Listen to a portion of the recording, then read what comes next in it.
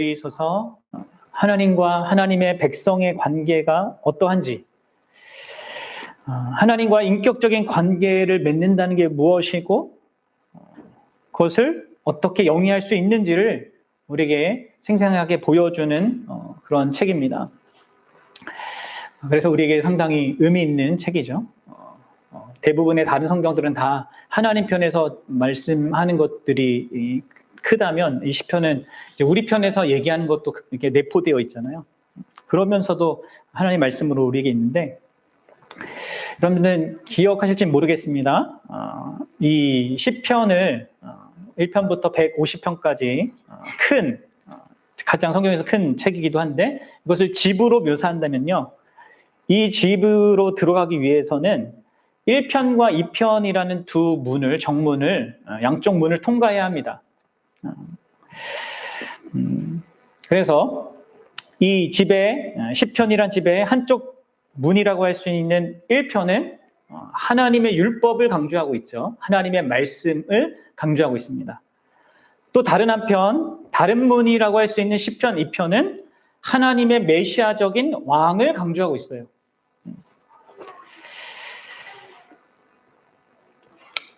여러분, 이게 무엇을 말해 주겠습니까? 시편 1편과 2편이 하나님의 말씀과 하나님의 메시아적 왕을 강조한다는 것은 우리에게 뭘 말해 줍니까? 그것은 근원적으로 그리고 정말 핵심적으로 하나님과 우리 사이의 관계는 언제나 이 두 가지 이 내용이 그것에 우리 하나님과의 관계의 기초가 돼야 되고 핵심이 돼야 된다는 것을 우리에게 보여주고 있는 겁니다. 뭐예요? 그 하나님의 말씀과 그가 약속하신 메시아, 곧 예수 그리스도이시죠. 그러면 이것이 하나님과 우리가 영원한 그리고 친밀하고 인격적인 관계를 영위하게 하는 가장 중요한 요소입니다. 이 문으로 우리가 통과해서 들어가는 것입니다. 그 관계로. 그분의 말씀과 그분의 말씀에서 이렇게 약속하고 있고 실제로 이 땅에 오신 그 예수 그리스도를 통하여서 우리가 하나님과 인격적인 관계를, 그 친밀한 관계를 누릴 수 있는 것이죠. 그런 것 속에서 이제 이 시편이 열리고 있는 거예요. 하나님과 관계는 이렇게 하나님 말씀과 메시아이신 예수 그리스도를 통하여서구나. 이것을 명확하게 먼저 우리가 인식해야 될 필요가 있는 것이죠.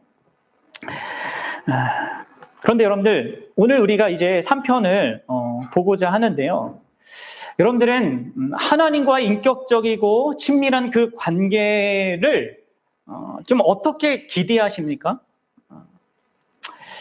그냥 아무 생각 없이 우리가 하나님과 뭔가 인격적인 관계를 누리고 하나님과의 친밀한 관계를 누린다고 하면 뭔가 기쁨 혹은 감사, 기대, 설렘, 뭔가 이 좋은 어떤 것을 우리가 예상하고 기대하잖아요.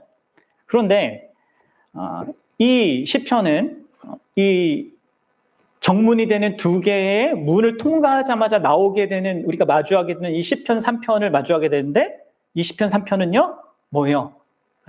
기쁨의 시, 감사의 시, 찬양의 시가 아니라 애가입니다. 슬픔의 시죠. 이후에 많은 시들 속에 이제 이러한 슬픔을 하나님 앞에 아뢰는 이런 시들이 시편 안에는 아주 많은데요. 그 많은 슬픔, 애가 중에 이 시편 3편은 어떤 의미에서 다윗에게 가장 큰, 인생의 가장 큰 고난을 이렇게 마주한 그런 상황 속에서 하나님 앞에 반응한 것을 그 내용으로 하고 있습니다.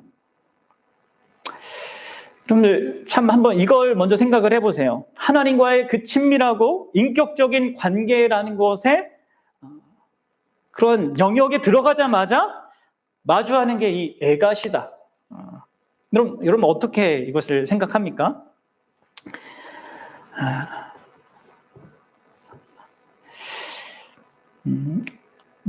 여러 가지로 우리가 생각해 볼 수 있겠지만 어떤 의미에서 여러분들도 아마 인생 가운데 경험을 한 사람도 있을 거예요. 진짜 어떤 한 존재와 한 어떤 대상과 진짜 인격적이고 그런 친밀한 인간관계, 그 관계를 영위하는 그것이요, 놀랍게도 기쁘고 좋을 때보다 힘들고 어렵고 같이 어떤 그 어려운 과정을 뚫고 나가는 그런 것 속에서 사실은 이게 더 밝기 드러나게 되고 사실은 영이 되어지기 때문이지 않을까 합니다. 그렇죠? 그럼 남녀 그 연애하는 그 두 사람이 서로 결혼하기 위해서 진짜 이렇게 만나서 진짜 온갖 그런 이 반대와 이런 방해들을 다 뚫고서 두 사람이 어떻게 됩니까? 진짜 좋을 때 막 놀러 다닐 때도 물론 다 좋지만 그 힘든 과정을 함께 거치는 그 과정 속에서 그 둘은 더 끈끈하게 결속되고 진짜 서로 하나가 되고 서로를 깊이 알고 누리는 그러한 경험을 하게 돼요. 어쩌면 이 하나님과의 관계에서도 그러한 일들이 일어나는 것입니다. 같이 적용될 수 있다는 것이죠. 그래서 이 시편이 하나님과 관계를 영위하는 그 출발점으로 애가로 시작하고 있는 게 아닌가 합니다. 정말 그리고 그렇습니다. 역사를 보십시오. 성경의 인물들을 보십시오.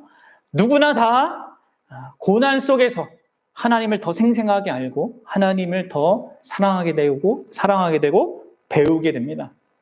그렇죠? 인생을 바라보는 관점이 달라지고 더 견고해지죠. 그래서 이 애가가 시작인 거예요.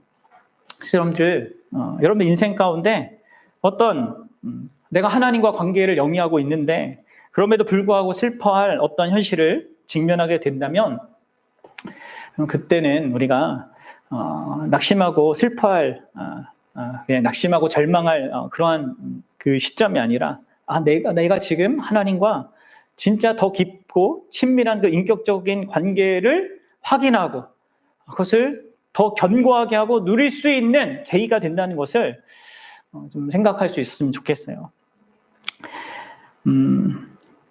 오늘은 이제 이 3편의 이 내용을 가지고 우리 인생 가운데 있는 좀 이 고난의 현실, 특별히 큰 고난이라고 할 수 있겠죠. 다윗처럼 이 큰 고난에 직면하게 됐을 때 우리가 그것을 어떻게 받아들이고 반응해야 되는지 이것을 함께 좀 생각해 볼 수 있기를 바랍니다. 여러분들은 우리 인생 가운데 있는 고난에 대해서 그 어려움에 대해서 어떻게 생각을 합니까? 마치 많은 사람들이 좀 고난에 대해서 그런 어떤 큰 아픔에 대해서 좀 다 이상적인 생각을 갖고 있죠.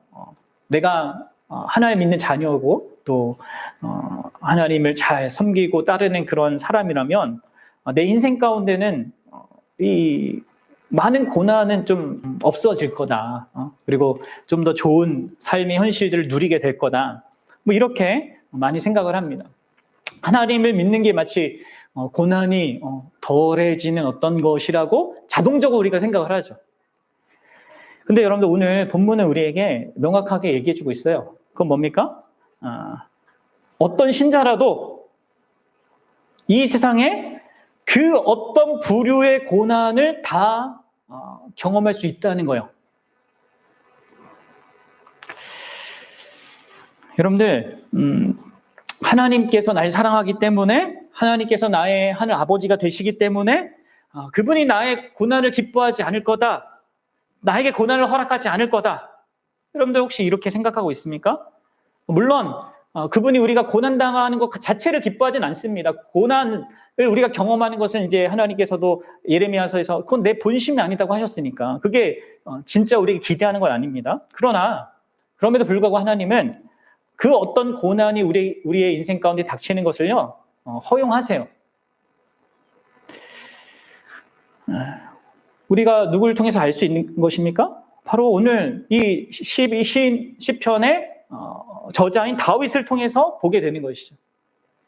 하나님께 내 마음에 합한 자라고 그렇게 인정받았던 그가 지금 그 인생 가운데 최대의 위기이자 최대의 그런 고난을 겪고 있습니다. 물리적으로나 정신적으로나 영적으로나 이 다윗은 큰 어려움에 처해 있어요. 그래서 다윗은 1절에 이렇게 얘기하죠. 하나님, 나의 대적들이 너무 많습니다. 어찌 많은지요. 나를 치려고 하는 자가 너무 많습니다. 그러니까 다윗의 목숨을 노리고 끊임없이 다윗을 죽이려고 하는 사람들이 주변에 깔려 있는 것입니다.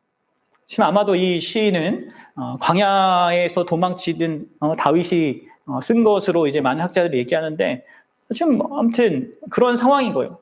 다 다윗을 죽이고자 달려드는 그런 상황. 물리적으로, 육체적으로 힘겨운 그런 또 뭐 좋은 환경도 이렇게 받침이 되지 자연적으로도 받침이 되지 않는 그런 광야라는 현실 속에 있잖아요. 게다가 그런 육체적이고 물리적인 문제뿐만 아니라 2절에서 그 다윗을 대적하여서 말하는 사람들이 있죠. 다윗의 정신적인 어떤 이런 것들에 대한 이 공격을 하는 사람, 정신적으로 상처를 주는 그런 말들을 하는 자들을 수없이 또 마주하고 있습니다.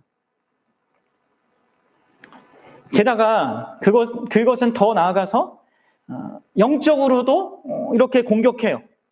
너는 하나님께 구원받지 못하는 거다. 하나님께서 너를 버렸다 하면서 다윗을 비아냥거리고 있습니다. 이게 지금 다윗은 모든 면에서 지금 상당히 그 어려운 그런 상황 속에 있는 것입니다. 여러분들, 다윗이 이런 고난을 당합니다. 다윗조차 당합니다. 하나님의 사람이라고 이런 고난에서부터 비껴나가는 게 없어요. 그래서 여러분들, 야고보 사도는 우리가 우리 인생 가운데 온갖 고난이 닥칠 수 있다라고 그냥 얘기해 주죠. 어떤 고난이든요 닥칠 수 있어요. 근데 그럼 이 고난을, 이 다윗의 이 심각한 육체적이고 정신적이고 이 영적인 이 고난을 더 심각하고 비참하게 만드는 사실이 있죠. 그게 뭐예요? 이 모든 일의 중심에 누가 있습니까? 그렇게 자신을 아프게 하고 힘들게 하고 이렇게 고민스럽게 하는 이 현실에 누가 그 중심에 있어요? 이 시편의 그 표제어를 보십시오. 언제? 다윗이 그의 아들 압살롬을 피할 때입니다. 여러분들, 지금 자기 아들이 자신을 죽이고자 하고 있는 일에 앞장서고 있는 것입니다. 다윗의 본래 대적이었던 블레셋도 아니고, 아니면 왕위를 빼앗긴 것이 분해서 대적할 수도 있는 사울 가문의 누구도 아니고, 다윗을 가장 큰 그 고난 속으로 몰아넣은 사람이 다름 아니라 그의 아들 압살롬이었어요.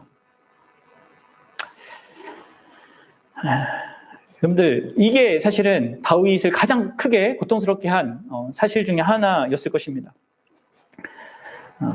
그렇다고 해요. 사랑하는 그런 사람에 의해 배반당한 그 상처, 그것은요, 그 어떤 아픔, 그 어떤 육체적인 아픔, 그 어떤 정신적인 아픔보다 더 크게 우리를 파괴한다고 해요. 그래서 여러분들, 부부관계가 깨어지는 이런 이혼을 경험하거나 부모와 자식 간의 이런 관계가 어쨌든 뭐 자녀의 뭐 어떤 것 때문이든 부모의 무엇 때문에 깨질 때, 여러분들, 그것이 우리 영혼과 우리 육체에 가져다주는 그 손상은 말할 수 없다고 합니다. 그 충격은 교통사고로 인해서 온몸이 그냥 크게 다치는 것보다 더 큰 충격이라고 해요. 그러니까 내가 내 전부로 사랑했고 또 나의 모든 것까지 보여주었고 그렇게 대했던 대상이 나를 부인하고 나를 거절할 때 그 충격이 그렇게 큰 거죠. 여러분들, 지금 이 다윗이 이러한 이 가정 안에서 이렇게 끔찍한 어떤 현실을 경험하는 것은요, 사실 어떤 의미에서는 다윗 자신이 저지른 실수, 그것으로 시작된 것이라고 말할 수도 있습니다. 아시다시피 사무엘하의 이야기를 보면 다윗은 사실 이 아들 압살롬을 크게 사랑했습니다. 그래서 그에게 사랑을 얻고 싶은 마음에 이 다윗이 어느 날 이 압살롬이 큰 죄를 범한 일이 있었거든요. 배다른 형제가 자기 그 누이를 강간하잖아요. 그래서 어떻게 합니까? 몰래 이렇게 계획을 세워서 그 배다른 형제를 죽여버립니다. 그때 다윗이요, 이 압살롬을 바로 잡지 못했습니다. 마치 우리가 주일날 살펴봤듯이 사사기에 그 미가 묻히니 그 미가가 잘못을 범했을 때 바로잡지 않고 그냥 넘어갔던 것처럼 다윗도 압살롬이 잘못했을 때 그의 죄를 진지하게 다루는 그 힘겨운 과정을 거치지 않았어요. 여러분들, 우리가 진짜 사랑하는 대상이 있다면 그에게 어떤 죄의 문제가 드러난다면 그거 그냥 덮고 가면 안 됩니다. 반드시 잘 다뤄야 돼. 그게 힘들어도요, 어려워도요. 그 과정 속에 진짜 좀 마음이 이런 것이 있어도 이 죄의 문제를 반드시 다루고 넘어가야 돼요. 하나님 앞에서 다루게 해야 된단 말이에요. 그런데 이 압살롬은 그냥 다윗의 그냥 넘어감 속에서 그 죄를 다루지 못했고 결국 그 죄가 이 압살롬을 계속 삼킨 거죠. 자기중심적인 그런 것을 계속 확장해서 그 결과 다윗이 이렇게 된 겁니다. 자기의 목숨을 부지하기 위해서 정처 없이 달아나는 그런 신세가 된 거죠. 물론 여러분 이게 전적으로 다윗만의 잘못은 아니죠. 물론 압살롬 이 아들의 잘못도 그가 갖고 있는 그 자신의 문제도 있는 것이죠. 분명히 하나님을 알만한 모든 것들이 다 갖추어져 있고 제사하고 예배하는 것 가운데 또 제사장이 전하는 말씀을 듣는 것 가운데 또 왕이 말하는 이것 가운데 하나님 앞에서 자기를 살피고 내가 하나님 앞에서 어떤 자인지 또 어떻게 살아야 되는지 이런 것들을 해야 되는데 여러분 압살롬이요 겉으로는 아주 그럴듯한 모습을 보이고 그런 모든 것들을 하면서도 내면적으로는 그게 영향을 전혀 안 받고 있었다는 거예요. 결국 자기 감정대로 자기 분대로 행동하는 그 충동에 늘 휩싸였고 그래서 배다른 형제도 죽였고 결국 자기 아비인 다윗을 죽이고 스스로 왕이 되고자 하는 아주 극단적인 그런 죄를 범하는 데까지 나아가게 된 것입니다. 오늘날 막장 드라마, 막장 사극이나 나올 법한 이런 일들을 지금 다윗이 경험하고 있는 것이죠. 이게 이제 우리 안에 있는 죄가 만들어내는 그 현실인 거죠. 여러분들 우리에게도 언제든 참 여러분들은 진짜 나는 설마 아니겠지 이렇게 할 수 있을지 모르겠지만 우리에게도 언제든 이런 다윗의 경험과 같은 일들이 일어날 수 있습니다. 여러분들 우리가 외적으로 살아가는 우리의 삶의 많은 현실이 달라졌지만 그러나 이 삶을 살아가는 우리 자신은요 사실 하나도 달라진 게 없어요. 그렇죠? 죄인으로 우리가 있잖아요. 스스로 수없는 잘못을 범하고 또 내가 심지어 사랑하는 그 자들도 수많은 잘못을 범할 수 있는 자들이에요. 여러분 이것을 아셔야 됩니다. 그리고 이게 악과 고통이 있는 또 우리만 잘못하는 그 현실만 있는 게 아니라 우리의 죄에 영향받는 세상에 또한 이 모든 만물과 어떤 현실도 다 악과 고통으로 점철되어 있는 게 이 땅의 현실이에요. 그래서 여러분들 우리는 이것을 항상 예상해야 됩니다.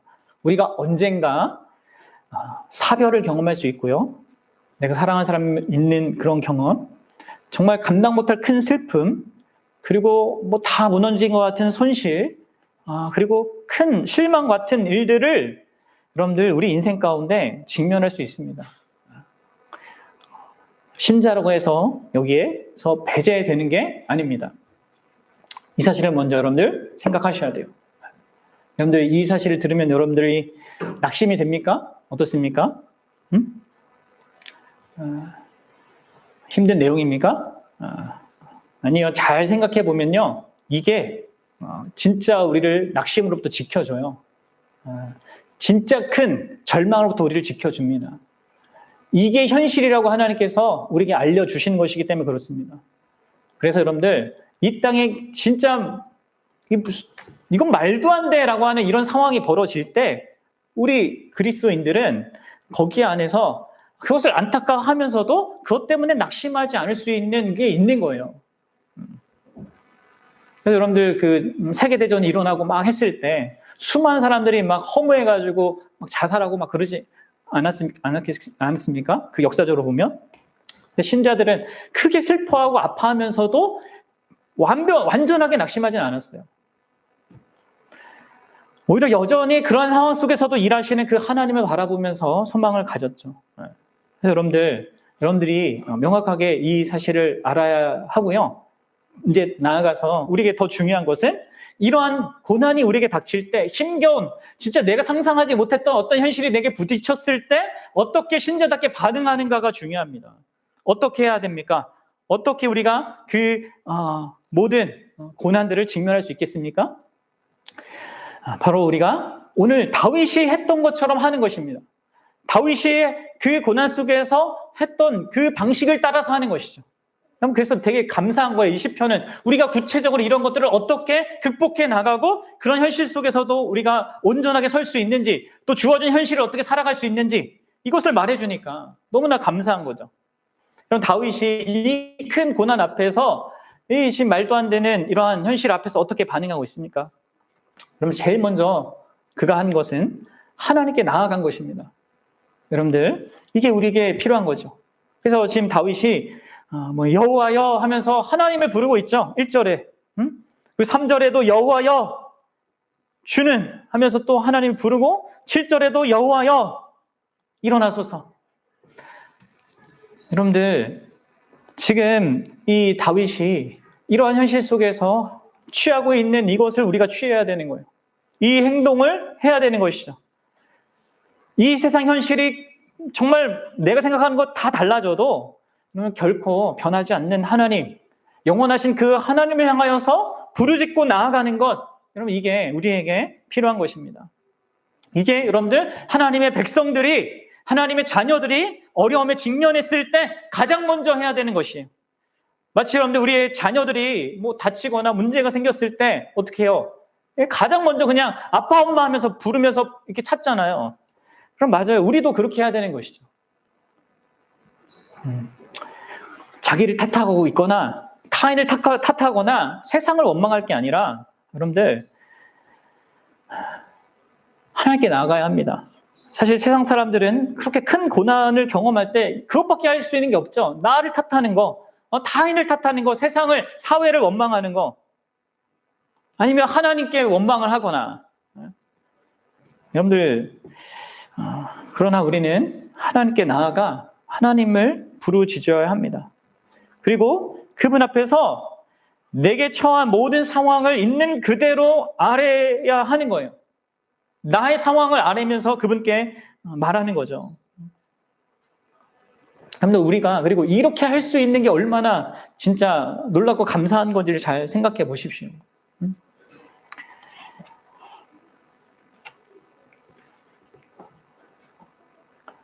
근데 여러분들 여기서 주의할 것은 우리가 하나님께 나아갈 때 내가 원하는 그 현실의 그 문제의 답을 이미 나 스스로 생각하고 가려고 하면 안 됩니다. 다만 그것을, 이 현실을 다만 빨리 해결해 주기를 기대하는 식으로 하나님을 찾아서는 안 됩니다. 그럼 우리는 성급해요. 빨리 모든 문제가 해결되는 것이 나한테 유익할 거라고 생각합니다. 그러나 여러분들, 하나님께서 고난을 주시는 것은 그렇게 하나님이 문제를 해결해 준다는 것을 알려주기 위해서 고난을 허용하시는 게 아니에요. 나의 문제가 해결되는 것보다 더 중요한 것은요, 진짜 나에게 소중하고 가치 있는 것이 무엇인지를 발견하는 거예요. 하나님이 어떤 분이고, 하나님 안에서 나의 인생이 무엇이고, 나의 인생의 가치와 의미는 무엇이고, 그분이 나를 향하여서 갖고 계신 그 뜻은 무엇인지, 이런 가장 근원적인 것들을 확고하고 그리고 명확하게 보게 되는 것이 더 중요합니다. 그리고 무엇보다도 하나님 그분을 알고 그분과의 관계를 영위하는 것, 그게 여러분들 중요하단 말이에요. 그리고 사실 그런 의미에서 하나님께서 고난을 허용하시는 것이거든요. 여러분 보십시오. 다윗이 어떤 자기의 문제를 해결해 달라고 나아가고 있습니까? 다만 그렇진 않아요. 자기의 문제를 가지고 나아가지만 그냥 그걸 가지고 하나님께 나아가는 것입니다. 그러면서 두 번째로 다윗은 어떻게 하고 있습니까? 이게 이제 중요한 거죠. 이게 이제 세상의 어떤 종교를 믿는 사람하고 기독교를 믿는 사람하고 다른 거예요. 종교를 믿는 사람은 자기가 갖고 있는 해답을 해결해 달라고 뭐 이렇게 열심히 뭐 돈을 갖다 바치든지 아니면 자기 돈이 없으면 열심히 기도를 많이 하든지 해서 원하는 걸 받고자 하잖아요. 근데 지금 다윗은 어떻게 하고 있습니까? 그 하나님께 나아가서 자기 현실을 말하고 그리고 뭐예요? 그것을 해결해 달라고 하고 있는 것이 아니라 하나님의 어떠하심을 바라보고 상기하고 있습니다. 하나님이 어떤 분이신지를 지금 주목하고 있단 말이에요. 그래서 3절에서 이렇게 얘기하는 거죠. 어떻게요? 여호와여, 주는 나의 방패시요 나의 영광이시요 나의 머리를 드시는 자이시니이다. 지금 다윗은 하나님께 나아가 먼저 자기가 하고 싶은 이야기, 자기가 이렇게 됐으면 좋겠다는 어떤 간구를 먼저 드리고 있는 것이 아니라 하나님이 어떤 분이신지를 생각하고 있습니다. 그것을 떠올리고 있습니다.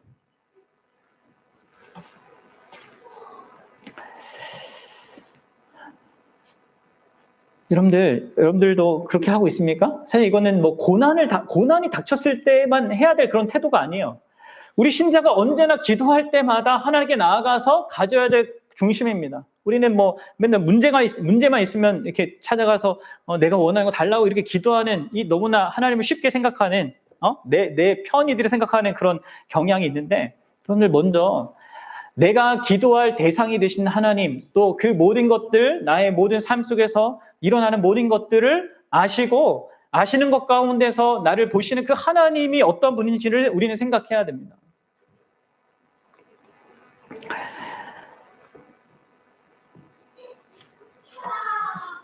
이 세상에 지금 다윗을 보십시오. 자기를 보호해주는 게 하나도 없어졌습니다. 다 잃어버렸어요.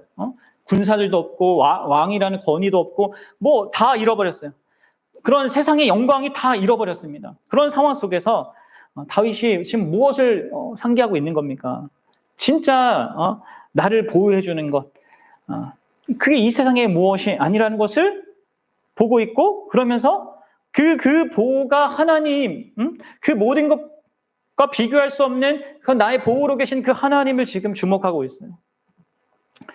또 세상의 어떤 영광들이 이렇게 가졌다가 또 사라질 수도 있는 어떤 것을 보면서 이 참된 나의 영광이 이 세상의 무엇이 아니라 하나님 자신임을 지금 보고 있단 말이에요. 그럼 사실 어떤 의미에서 고난을 통해서만 여러분 우리가 이런 모든 우리 삶의 어떤 것을 사실 잃어버리는 걸 통해서만 우리가 이 복된 진리를 발견하기도 합니다. 고난 속에서만 우리가 그런 거죠. 내 삶을 지탱하고 내 삶을 복되다고 생각했던 모든 것들이 결국은 얼마나 허망한 건지 그것이 나를 결코 지켜줄 수 없고 영광스럽게 할 수 없다는 것을 보게 되는 것입니다. 그러면서 오직 하나님 그분만이 나의 보호이고 하나님만이 나의 영광이라는 것을 결국 나의 머리를 들게 하시는 분이라는 것을 보게 되는 것이죠. 여러분들 그런 고난 속에서 우리가 이런 하나님을 바라볼 수 있다면 하나님을 그런 하나님으로 주목할 수 있다면 그게 여러분들 정말 큰 복입니다. 아무리 힘들고 어려운 상황이라 할지라도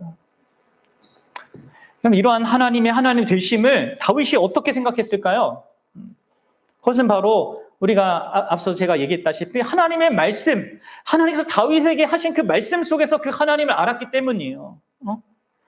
하나님께서 자기 백성에게 하신 말씀으로 나를 그 하나님을 계시한 것 속에서 이 하나님을 지금 상기하고 있는 것입니다.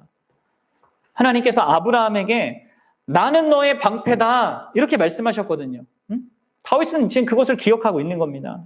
또 사무엘하 7장에서 하나님께서 다윗에게 또 이렇게 얘기하셨어요. 하나님 내가 하나님을 위해서 성전을 짓겠습니다 하니까 하나님께서 아니다. 너가 나를 위해서 성전을 짓는 게 아니라 내가 너를 위하여서 너의 집을 영구하게 할 거다. 내가 나의 영광이라 이렇게 하신 그 말씀을 지금 상기하고 있는 것입니다.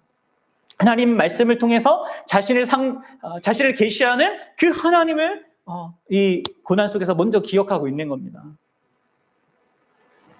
그럼 이게 우리에게 있어야 되는 거예요. 그 다음에 세 번째로 여러분들 4절을 보십시오. 다윗이 하고 있는 게 뭡니까? 내가 나의 목소리로 여호와께 부르짖으니 그의 성산에서 응답하시는도다. 그럼 다윗이 그렇게 하나님의 하나님 되심을 주목하고 바라볼 뿐만 아니라 뭐 하고 있습니까? 하나님께서 과거에 자신에게 행한 일들을 또한 기억해내고 있습니다. 그럼 이게 우리가 해야 될 일이에요.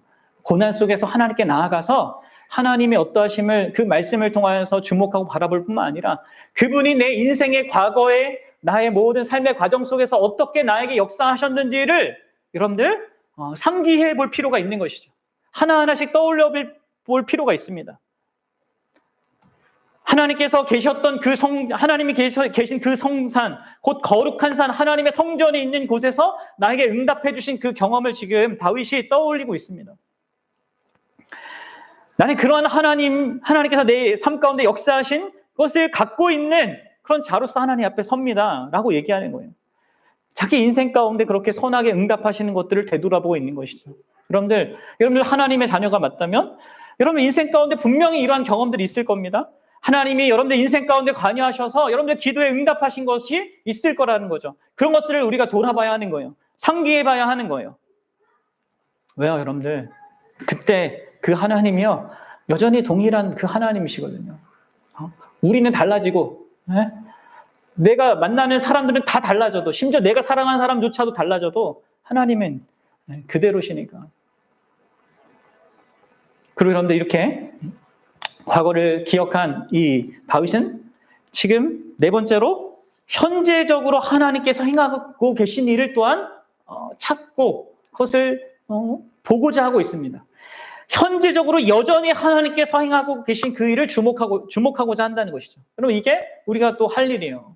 그러니까 기도할 때 여러분들 하나님 앞에 나올 때 그냥 내 것만 갖고 이렇게 막 이렇게 쏟아 놓지 마시고 뭐 그럴 때도 필요합니다. 우리가 너무 힘들고 그럴 때 그럴 수도 있어요. 근데 우리는 하나님 그분을 주목해야 돼요. 하나님이 어떤 분이신지, 내 삶의 과거에 어떤 일을 행하셨는 분이신지, 그리고 지금 현재적으로도 그분이 어떻게 내 삶 가운데 역사하시는지. 그럼 3장 5절을 보십시오. 3장 5절. 이렇게 얘기하죠. 다윗이 뭐라고 하고 있습니까? 내가 누워 자고 깨었으니 여호와께서 나를 붙드심이로다. 내가 누울 수 있는 곳, 내가 그래도 이 힘겨운 어떤 현실과 이 수많은 나의 육체와 이 정신이 힘들게 하는 그 현실 속에서 내가 이렇게 자고 다시 생기를 회복하고 깰 수 있는 이런 모든 것들, 그것을 당연한 것으로 지금 여기지 않고 하나님께서 붙들고 있는 그 현실로 보고 있습니다. 그럼 어떤 의미에서 다윗이 이렇게 지금 고통스럽고 힘든 상황을 겪지 않았더라면 이것은 다윗은 너무나 당연하게 여겼을 상황입니다. 현실이에요. 그렇죠? 우리도 뭐 사실 그렇지 않습니까? 아파보지 않고 내가 지금 건강하게 많은 것을 누리는 것이 얼마나 복된 것이고 그 모든 것에 하나님께서 얼마나 복 내리고 있는지를 우리는 잘 몰라요. 그래서 그런 의미에서 그런 고난이 우리에게 유익이 되는 거죠. 그러니까 여러분들 그때 뭘 해야 된다고요? 여전히 하나님의 은혜로 내 삶 가운데 이루어지고 있는 것들이 있는 것을 보셔야 합니다. 없지 않아요. 반드시 있어요. 아무리 큰 고난을 내가 경험하고 있어도 여러분들이 하나님으로 인하여서 누리고 있는 것들이요, 사실 생각보다 더 많습니다. 이렇게 아주 아주 평범한 것들조차도 달리 볼 수 있는 것이죠. 그래서 여러분들에게 고난이 닥칠 때 이렇게 다윗처럼 이 네 가지를 해야 하는 거예요. 하나님 앞에 나아가고 그 하나님의 어떠하심을, 그 말씀을 바탕으로 기억해내고 그분이 내 인생 가운데 과거에 행하신 일들을 하나하나 기억하면서 또 현재적으로 그분이 베푸시고 있는 것들을 우리가 깊이 생각해 봐야 합니다. 여러분들, 그렇게 여러분들이 할 때 놀랍게도 여러분들 마음속에 자연스럽게 여러분들의 현재와 여러분들의 미래에 대한 깊은 안도감, 안심, 기대, 소망을 갖게 되는 거예요. 그래서 여러분 다윗이 6절처럼 고백을 하는 겁니다. 여러분 우리 6절을 같이 읽어봅시다. 시작. 천만인이 나를 에워싸 진친다 하여도 나는 두려워하지 아니하리로다. 아멘. 여러분들 너무 놀랍지 않습니까? 여러분 제가 이렇게 하면은 문제가 해결된다라는 얘기를 지금 해드린 게 아니죠. 그 성경이 그걸 말하고 있지 않습니다. 여러분 그렇게 말하는 사람들이 얼마나 많은지 몰라요. 그렇지 않아요. 그럼 지금 다윗은 뭘 하고 있습니까? 하나님과의 그 관계를 다시 한번 확인하고 있고 지금 그것을 누리고 있습니다. 그러면서 그 하나님으로 인한 어떤 마음의 깊은 어떤 안식과 평강과 그 소망을 갖고 있어요. 이게 느끼고 있습니다. 그래서 지금 이와 같은 놀라운 고백을 하는 거예요. 뭐라고 하고 있어요? 심지어 자신의 현실이 더 나아지는 것이 아니라 오히려 더 큰 어려움에 처한다 하더라도 이 얘기를 하고 있는 거죠. 2절에서는 많은 사람들이 날 힘들게 하고 어렵게 하고 있습니다. 했는데 지금은 뭐라고요? 천만인이 진짜 본격적으로 나를 에워싸서 나라와 전쟁하려고 나를 한다 하더라도 그런 현실이 내게 앞으로 닥친다 하더라도 난 두려워하지 않을 수 있습니다. 두려워하지 아니하리로다. 이렇게 고백하고 있는 것이죠. 여러분들 뭡니까 이게? 그럼 이게 다윗이 특별해서입니까? 다윗이 뭔가 남다른 사람이라서 존재라서 너무나 우리랑 다른 수준의 엄청난 믿음의 사람이라서 그렇게 하고 있는 겁니까? 그럼 그게 아니에요. 그럼 다윗이 이렇게 할 수 있는 것은 바로 그가 지금 자기 앞에 자기의 현실에 계신 그 하나님, 모든 고난의 그 현실만큼이나 더 확고한 현실이신 그 하나님을 진짜 그 말씀을 통해서 바라보고 있고 그 자기의 과거의 그런 모든 것들을 통하여서 다시 한번 상기하고 있고 현재적으로도 그러하신 분이라는 것을 바라보고 있고 그것에 공감했기 때문입니다. 깊이. 그래서 여러분들 그분이 반드시 이 세상의 그런 어떤 현실 속에서도 자신이 하나님이시라는 것을 드러내실 것이기 때문에 또 자신에게 약속하신 것을 지키실 분이라는 그것을 신뢰했기 때문에 다윗이 이런 고백을 할 수 있었던 거죠. 그가 특별해서가 아닙니다.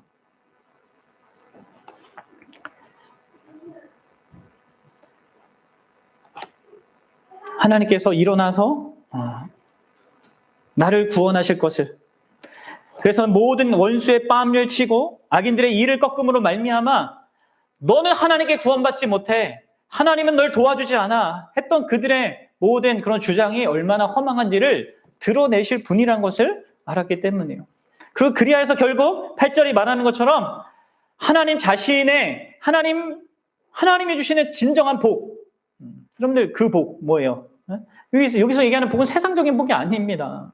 세상 복이 아니라 1장에서 얘기하고 2편에서도 얘기했던 그 복이 하나님 말씀 속에서 하나님과 관계 속에서 누리는 복, 그 하나님과 관계를 영위하게 하는 그 메시아를 통하여서 받게 되는 이 복, 하나님의 하나님 되심을 알고 영위하는 이 복을 누리게 할 것을 다윗이 알았기 때문입니다.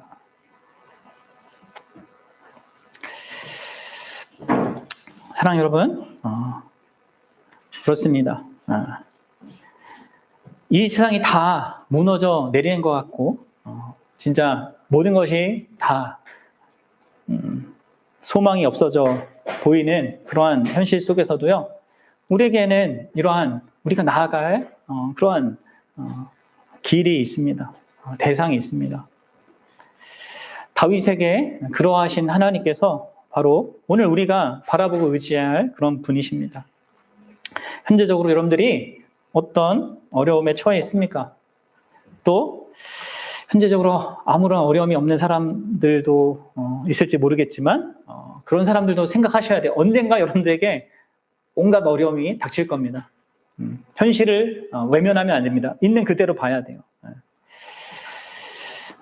그러면서도 더 분명하게 여러분들에게 닥칠 그 모든 고난만큼이나 아니 고난보다 더 확고한 그런 현실 되신 그 하나님을 또 여러분들이 함께 기억해야 합니다.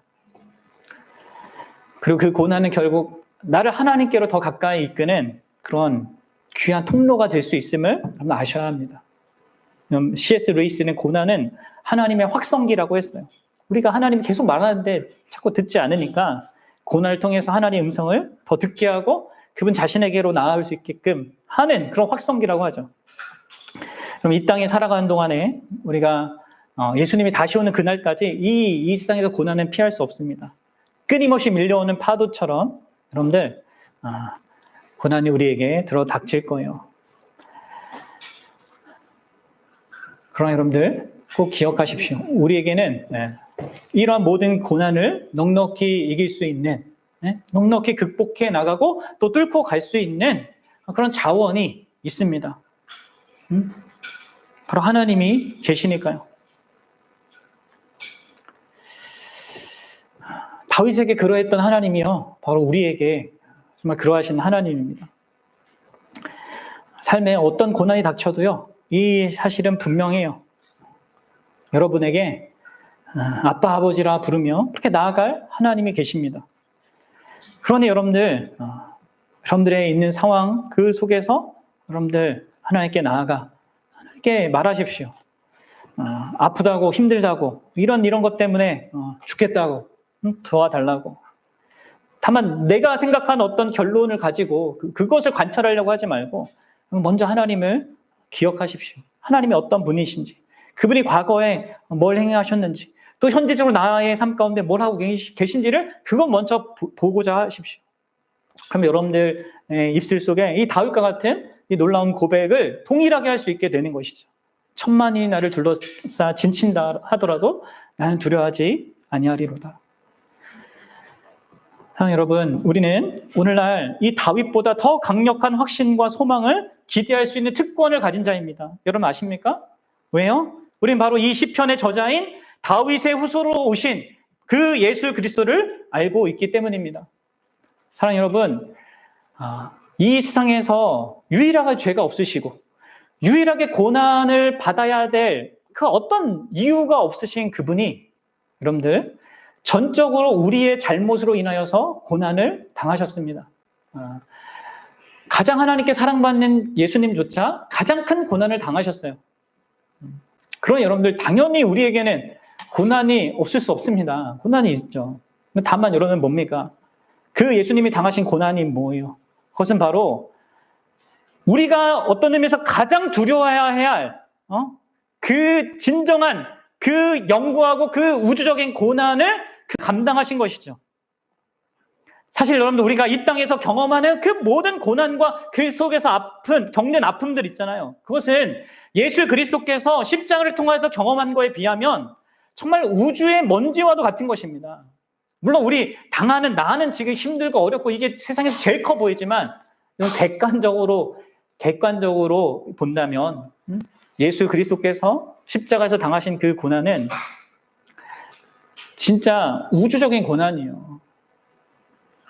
여러분들 잘 생각해 보십시오. 여기 다윗도 심지어 하나님을 기억하고 자기의 인생 가운데 행하신 것, 지금 현재 행하는 걸 보면서도 난 두려워하지 아니하리로다 이렇게 담대히 말할 수 있었는데, 예수님은 겟세마네 그 동산에서 어떤 모습으로 기도하셨습니까? 두려워하셨어요. 이렇게 얘기하셨습니다. 내 마음이 매우 고민하여 죽게 되었다. 그러면서 피땀을 흘리면서 이 잔이 지나가기를 하나님 앞에 구했습니다. 그럼 다윗도 이렇게 두려워하지 않으리라 했었는데 왜 예수님은 그렇게 하신 것입니까? 그것은 바로 그분이 영원토록 단 한 번도 경험해보지 못한 그 우주적인 두려운 일을 곧 경험할 것이기 때문이었습니다. 그럼 왜 그거를 담당하신 것입니까? 우리를 사랑하셔서죠. 우주적인 그 크기만큼의 그 두려움의 그 실상으로부터 그 영원한 멸망으로부터 우리를 건져내기 위하여서 그분이 그렇게 하셨어요. 바로 그분이 그렇게 가장 큰 두려운 일들을 경험하셨기 때문에 사랑하는 여러분, 그래서 이 다윗이 지금 하나님께 나아갈 수 있고 바로 다윗과 방도랑 우리 역시 그 하나님께 나아갈 수 있는 것입니다.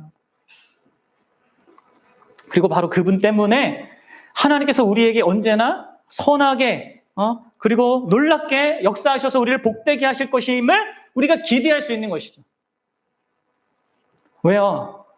우리의 죄가 만든 최악의 결과인 그 죽음 속에서도 그리스도께서 부활의 영광으로 또 드러나시잖아요. 여러분들, 우리는 그래서 이 다윗보다 너무나 큰 영광스러운 복된 그 어떤 자리에서 이 하나님을 기대할 수 있고 하나님께 나아갈 수 있고 하나님을 소망할 수 있습니다. 사랑하는 여러분, 우리가 어떤 현실을 당하더라도요, 진짜 이 하나님을 바라볼 수 있었으면 좋겠습니다. 이러하신 하나님을 바라보면 그분의 임재 안에서 우리가 참된 안식을 누릴 수 있습니다. 우리가 다 이해하지 못해도 또 모든 문제가 다 해결되지 못하는 것처럼 보여도 여러분들 기억하세요. 하나님이 이해하세요. 그리고 하나님이 해결하실 수 있고 바꾸실 수 있습니다. 마치 어찌할 바를 모르고 슬퍼하는 그 어린이, 그 아이가 부모를 바라보면서 눈물을 그치고 그 부모 품에서 지금 당하는 현실을 뭐 다 납득하지 못하지만 안심하는 것처럼 사랑하는 여러분, 예수 그리스도 안에서 우리에게 진짜 영원토록 선한 아버지가 되어주신 그 하나님을 우리도 그렇게 알고 느낄 수 있기를 바라요. 진짜 그러한 하나님을 이 고난 속에서도 여러분들 크게 경험할 수 있었으면 좋겠고요. 그런 하나님과 여러분들의 주어진 인생을 진짜 잘 걸어 나가시고 모든 인생 속에서 그분을 더 풍성하게 알고 누리게 되는 그런 은혜가 있게 되기를 원합니다.